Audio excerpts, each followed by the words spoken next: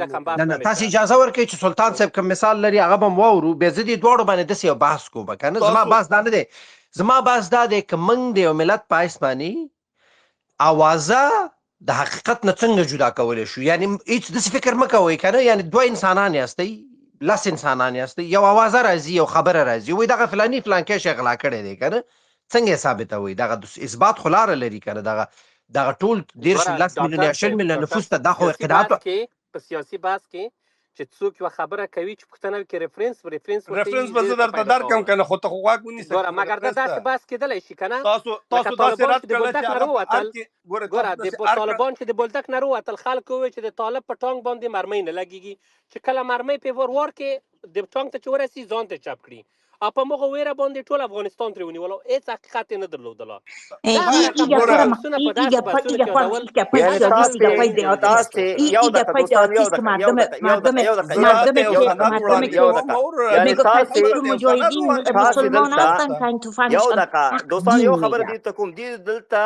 شپږم د جدي او د هغې څخه وروسته ظلمونو باندې پردې اچوي او سترګې پې پټوي او وایي چې نه داسې هېڅ هم نه دي ترسره شوي آیا تاسې د په هغې وخت کې د استاد غلام محمد نیازي نیونه اجازت راکړه ورور مې د استاد غلام محمد نیازي نیونه تاسې ردوئ تاسې په هغې وخت کې د مولوي فیض محمد هراتي نیونه ردوئ تاسې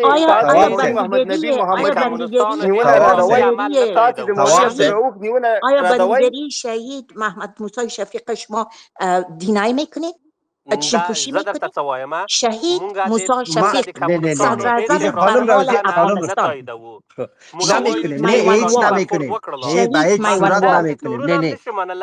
چې د داود خان ته فرض لاندې قرآن شریفونه اچولي وو وای دا څه معنا لري اقبال صاحب خدای ته وګورئ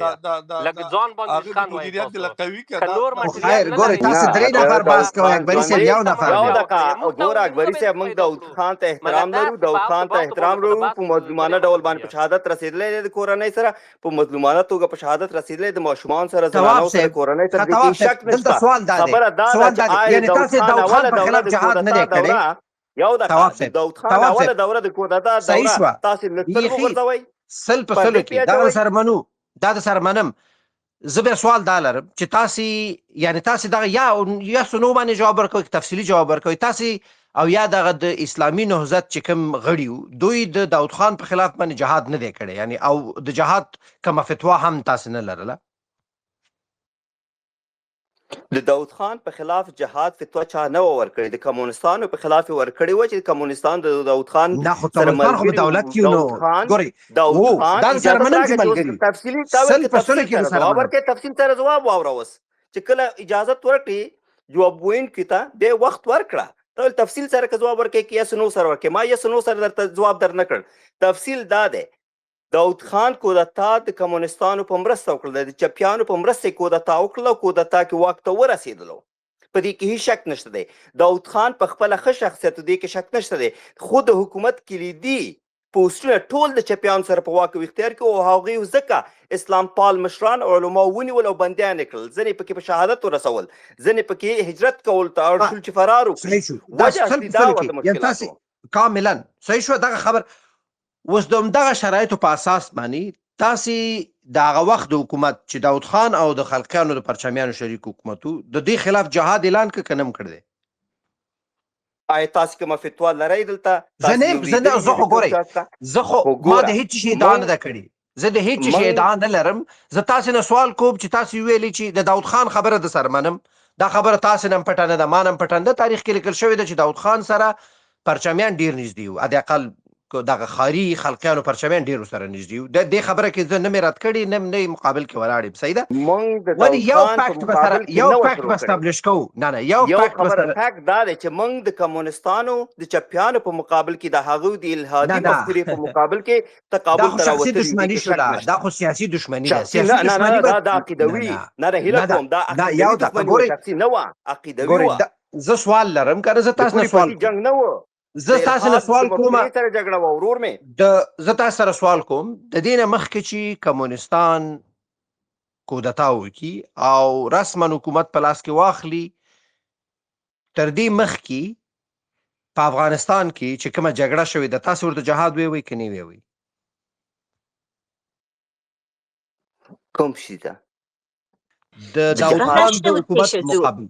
پیش از جبهه نشده بود. یک کودتای دیگه میخواست صورت بگیره در سال 1354 توسط همین نهضت اسلامی آقای حکمتیار و ربانی که موفق نشدن.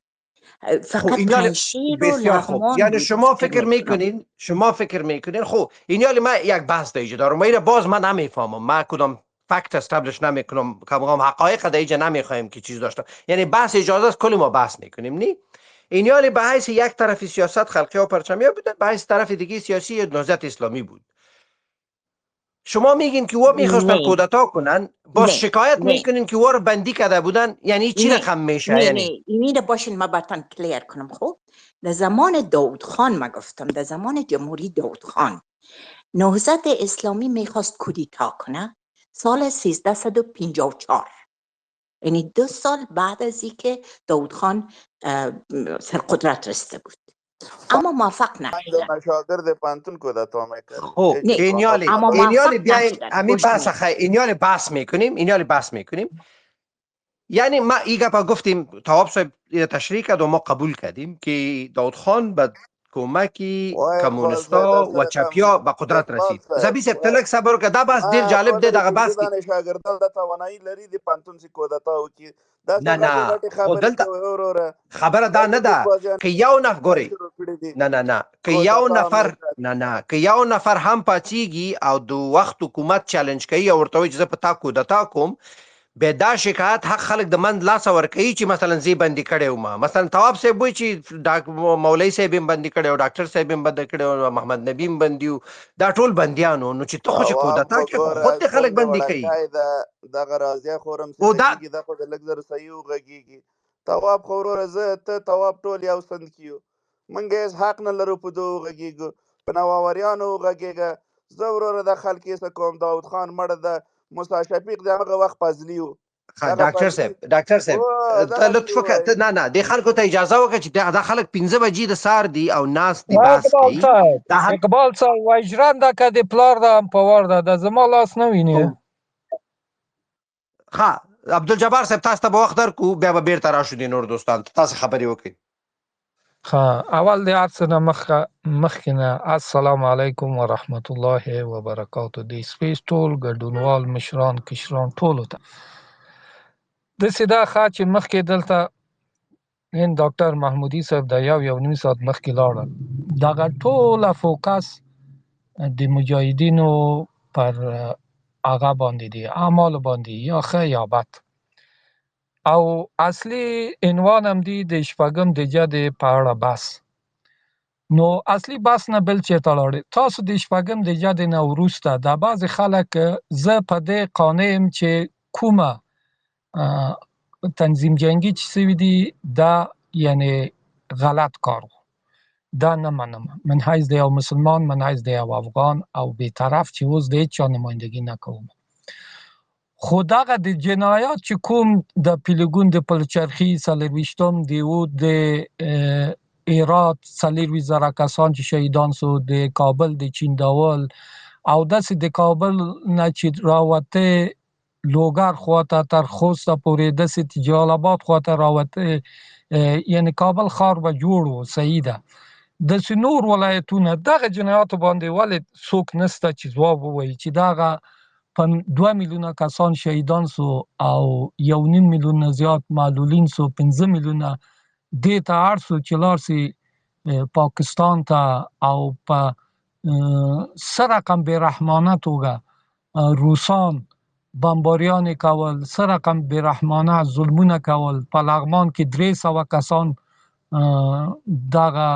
شهیدان سو چې په داسې حال چې ټول راټول سو، ښځې، ماشومان، سپین ږیري، ځوانان چې یوه مسله نه و، د زغې ترمنځ ورته واچول سو. په لوګر په هغه کې یو کاریز کې چې اکثر ټول بیطرف خلک وو، وایټ فاسفورس واچول سو او ټول ته اور واچول سو او دغسې نور جنایات. او که هر څه ووایو که نه، عوض د دې چې زه دغه بعضو افغانانو ته حیران په دې یم چې د روس مات سوي دا د یو کس یا د یو کس افتخار نه ده، دا د ټولو افغانانو افتخار ده. نو دا افتخار عوض چې تقدیر سي متاسفانه چې خلک دلته راځي په دغه باندې او بل باندې تاسو سره به لږ تطبیق بحث کوي. وکړو څنګه زړه دې څنګه دی چې لږ غوندې بحث په دې وکړو. ولې نه چې زما ته تر واسه اوس پورې ورور ګورئ د افغانستان خدمت کې ده. یو حقیقت زه فکر کوم چې اکثریت افغانان مني چې په افغانستان کې دغه اوسني وضعیت تر ټولو لوی مسؤلیت د چاپیانو غاړې ته ولېږي، د کمونستانو غاړې ته ولېږي. اولي د قدرت ساختارونه تغییر کړل د داود خان سره، بیا یې زمینه لکه د یو اختناق یې رامنځته کړ، سیاسي اختناق یې رامنځته کړلې، بیا یې بالاخره په خپلو کې سره وران شولو، بالاخره روسان راوستل. دا خبره سره یعنی دې خبره کې زه فکر کوم چې اکثریت خلک موږ دغه یي. اوس هوښیار خلک هغه دي، هوښیار ملت هغه دی چې خپل تاریخ چې کله پاڼې یاډوي، حد اقل د نوي نسل دپاره خو یو درس پرېږدي. دا خو راسره توافق کوې که نه کوې؟ ولې نه 100% هر افتخار دې ټول زه ستاسې نه دا سوال لرم که نه چې فرض کا د داود خان حکومت وی چاپیان په قدرت کې وی او چاپیانو ظلمونه هم کولې که نه، او دا موږ نه پټه نه ده، زموږ تاریخ یو غاټه پاڼه ده، موږ ټول پرې پوهېږو. آیا د دې خبرې دا خبره څه ورته وایي هغه دلایل یې ورته برابرولی شول چې د نهضت اسلامي خلک د پاکستان خاورې ته داخل شي، اول ته نه یو بل تحریک شروع شي؟ دا روسان له افغانستان ته نه دي راغلي. زه د سره دا منم چې موږ نظریاتي عقیدوي مشکلات د کمونستانو سره لرل، دا تر ننه پورې ټول افغانان، اکثریت افغانان یې ورسره لري. ولې آیا دغه ایجابولی چې زموږ د سیاسي مشران د لاړ شي په پاکستان کې د افغانستان په خلاف باندې یو جبهه پرانیزي؟ یعنی په دغه وخت کې لا روسان نه دي راغلي. دا خو موږ ډېر مخکې خبرې کوو. کله چې روسان راځي بیا سوال حل دی، ځکه بیا خو د هیواد ته حربي دغه داخلېږي، څه ورته وضعیت داخلېږي، ته جنګ ته داخلېږي. هغه خو دلته نه راغلي چې تا ته نخود شیندل، که نه هغې خبره کې تا سره هېڅوک بحث نه کوي. ولې که موږ دا فکر ونه کړو چې د روسانو نه مخکې موږ د سیاسي ملت په حیث باندې، د سیاسي نخباګانو په حیث باندې، د هوښیارو خلکو په حیث باندې، خو بیا دغه وضعیت په موږ باندې 15 کاله 10 کاله 20 کاله پس بیا تکرارېږي. یعنې موږ خو به د خپل تاریخ تحلیلي وګورو. ولې دغسې وضعیت رامنځته کېږي چې لا روسان نه دي داخل شوي، یوه ډله خلک ځي پاکستان کې کینی او هلته جبهه جوړوي؟ اول خو دا درته وایم مخکې له دې نه چې پاکستان ته لاړ شي، لکه څنګه رازیه خور وویل، سلطان صاحب وویل، د نور ورونه وویل، ګوره تاریخونه ټول هغه ده. کله چې ته ماته دلته پرې نږدې دغه سپیس کې او زه حقیقت سره غږېږم او ټول سره افغانان خو مجبور یم چې بیا لاړ شم، نو یو چیرته لاړ شم. بیا که د اسلام تاریخ وګورو، هجرت کې خو څه حیب نشته. کله چې زما ځان زما هغه په خطر کې، نو خو زه مجبور یم چې هجرت وکړم. یو بل افغانستان کې خو ځای نه و، نو ماته د ځای پرېښوده اوس ته باعث وی چې زه مجبور سم لاړ سم هلته که نه. خو یعنې تاسې داسې فکر کوئ چې په افغانستان کې په هغه وخت کې د مذهب د پریکټس دپاره، یعنې چا نشو کولی چې خپل اسلامي فرایض او څه ورته وایي هغه یعنې د اسلام د پریکټس دغه زمینه نه وه مساعده؟ نه منظور مې دا نه ده. ګوره